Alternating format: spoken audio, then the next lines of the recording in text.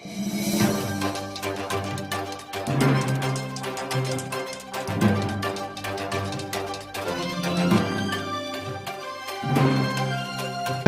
अस्सलामुअलैकुम रहमतुल्लाहि व बरकातुहू। मैं हूं Syed Abid Aslam, chief editor, leader सियासत उर्दू न्यूज़ चैनल बेंगलुरु। नाज़रीन, रियासत का अमन व सुकून गारत पुलिस खामोश तमाशाई। रामनगर में जनता जलधारा यात्रा का इफ्तिताह करते हुए कुमारस्वामी, सीएम इब्राहिम और देवेगौड़ा की कड़ी तनकीद। साबिक मरकजी वजीर कायद कौम व मिल्लत अल्लाह सीएम इब्राहिम साहब ने जनता जल धारा के प्रोग्राम में शिरकत करते हुए इस प्रोग्राम में एचडी देवेगौड़ा, कुमारस्वामी, अनीता कुमारी, एमएलए रामनगर, निखिल कुमार, रियासत भर से आए हुए एमएलएस वगैरह ने शिरकत की। इस मौके पर सीएम इब्राहिम ने जलसे से खिताब करते हुए कहा कि 1994 में जब देवेगौड़ा ने इसी मिट्टी से वजीर आला और फिर वजीर आजम बने, इसी तरह इस वक्त पूरी अक्सरियत के साथ कुमारस्वामी को अगले वजीर आला बनाएं। अगले चंद महीनों में यहाँ कर्नाटक में इलेक्शन होने जा रहे हैं। तमाम दलित, बैकवर्ड, मुसलमान, वकलीगाज, लिंगायत सब मिलकर कुमारस्वामी का साथ देंगे और जनता दल को फिर से एक बार इख्तिदार पर लाएंगे। ये बात सीएम इब्राहिम ने अपने ख्यालात का इजहार करते हुए रामनगर में जनता जलधारा यात्रा के प्रोग्राम में आवाम से खिताब करते हुए कहा। उन्होंने मजीद कहा कि देवेगौड़ा ने कभी भी वोट के लिए सियासत नहीं की, बल्कि रियासत 6.5 करोड़ आवाम की फलाह बहबूदी के लिए सियासत की है और आवाम की फलाह बहबूदी, उनकी खुशहाली, उनकी तरक्की के लिए उन्होंने हमेशा कदम बढ़ाया है। 12 अप्रैल जनता जल धारे के प्रोग्राम बहुत ही कामयाब रहा। इसके साबिक मरकजी वजीर सीएम इब्राहिम की घर वापसी भी हुई। रामनगर के सरकारी कॉलेज ग्राउंड में 30,000 से भी ज़्यादा लोगों ने शिरकत की, जिसमें रियासत भर के पार्टी एमएलएस ने भी शिरकत की। सीएम इब्राहिम साहब को इस जलसे में खिताब करते हुए लोगों ने इन्हें पुरजोश इस्तकबाल किया और थालियों से इनका पुरजोर इस्तकबाल करते रहे। इस मौके पर भी रियासती वजीर आला एचडी कुमारस्वामी ने बीजेपी और कांग्रेस पर कड़ी तनकीद करते हुए कहा कि ये दोनों पार्टियां सिर्फ वोट बैंक की सियासत कर रहे हैं। इन्हें सियासी पार्टी अवामी मफाद से कोई सरोकार नहीं है। जहां तक हमारी पार्टी का ताल्लुक है, हमने हर एक तबके को लेकर चलने, हर एक को भाईचारे का सबक देना ही हमारी पार्टी का मकसद है। डॉक्टर BR अम्बेडकर ने जो दस्तूर बनाया है, जो दस्तूर तैयार किया है, हमारी पार्टी इस पर हमेशा चलती आ रही है। ना रामनगर की जितनी भी तरक्की हुई है वो साबिक वजीर आजम एचडी देवेगौड़ा और कुमारस्वामी के दौर में ही हुई है। मंचन बेड़े या कुआं या मेका डाट कोई भी प्रोग्राम जनता दल के दौर ही में शुरू हुआ है। इस वक्त जो हमने काम शुरू किया है, ये जुमला 450.6 करोड़ का प्रोजेक्ट है, जिसे कांग्रेस और जनता दल की मिली सरकार के वक्त जारी किया गया था। किसानों को 25,000 तक का कर्जा हमारी ही हुकूमत ने माफ़ किया था।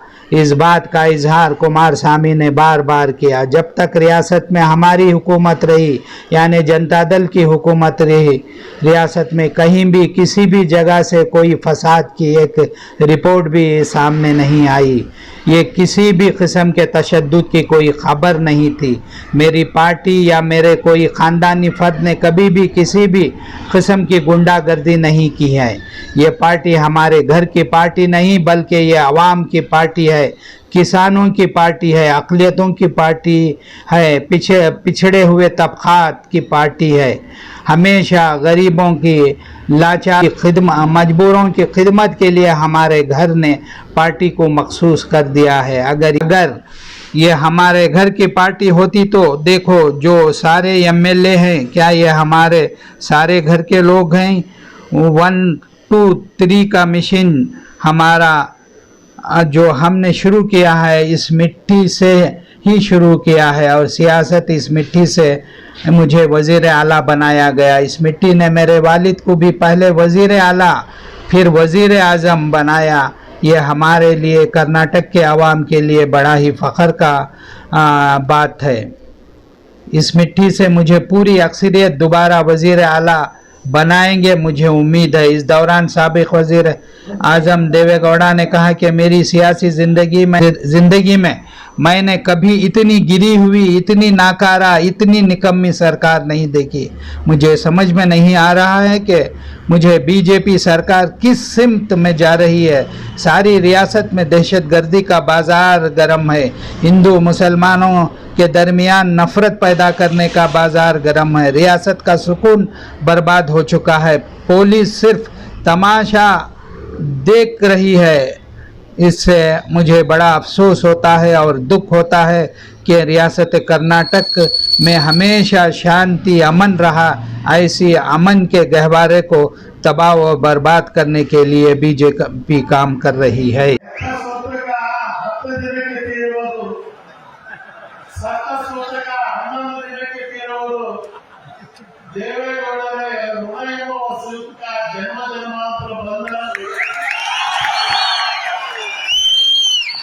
ಇವತ್ತು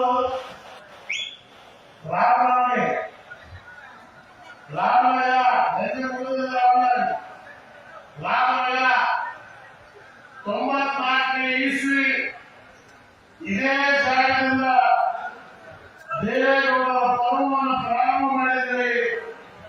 22ನೇ ಇಸ್ವಿ ಇದೇ ಜಾಗದಿಂದ ಸನ್ಮಾನ್ಯ ಕುಮಾರಸ್ವಾಮಿ ಅವರ ಪರ್ವವನ್ನ ಪ್ರಾರಂಭ ಮಾಡ್ತೇವೆ ಅಂತ ನಮ್ಮ ನಾಯಕರಾದ ರಾಷ್ಟ್ರ ನಾಯಕರಾದ ಸನ್ಮಾನ್ಯ ಶ್ರೀ ದೇವೇಗೌಡರೇ, ಮುಖ್ಯಮಂತ್ರಿಗಳು ಸನ್ಮಾನ್ಯ ಶ್ರೀ ಕುಮಾರಸ್ವಾಮಿ ಅವರೇ, ಈ ಕ್ಷೇತ್ರದ ಶಾಸಕಿ ಮಹಾರಾಷ್ಟ್ರ ಅನಿತಾ ಕುಮಾರಸ್ವಾಮಿ ಅವರೇ,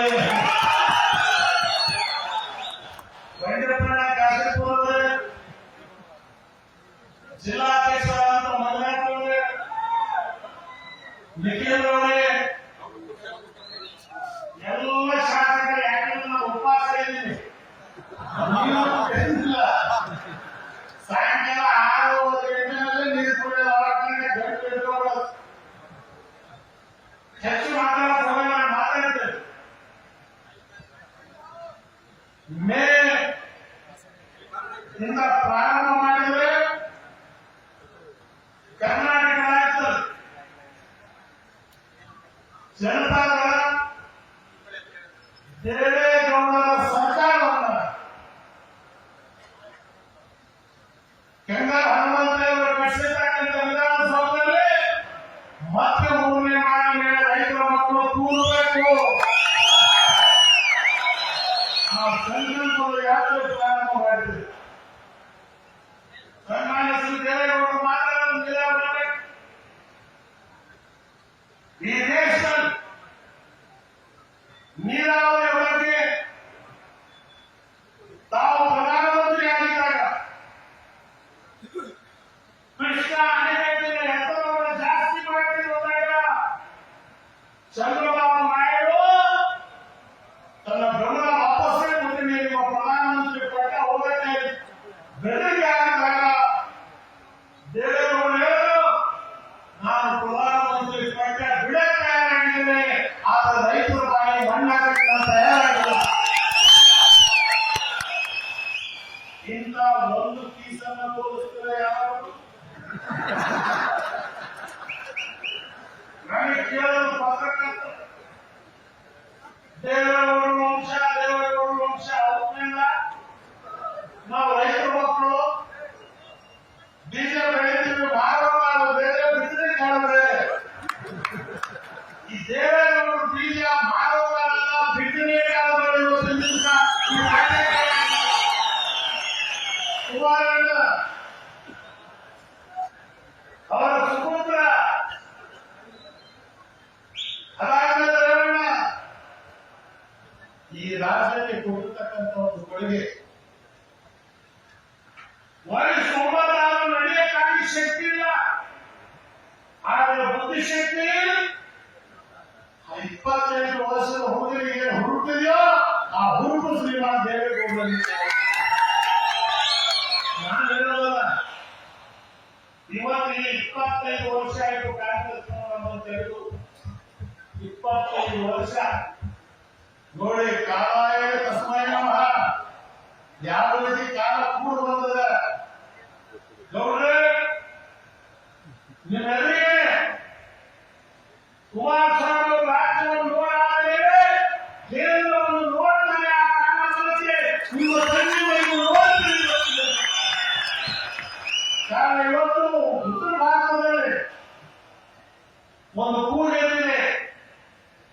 ಕಾಶ್ಮೀರ ಜನ,